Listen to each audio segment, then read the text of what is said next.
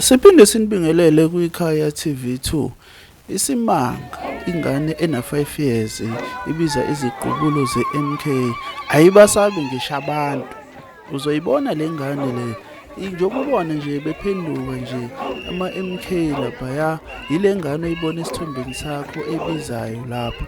Kodwa kule video elandelayo uzoyibona-ke le ngane. Ngaphambi kwalokho-ke awenze sure ukuthi-ke uyasubscribe kuleli khasi, uphinde ushare le video, uyilike and ucommente futhi. Awuyibuke-ke nayo ivideo.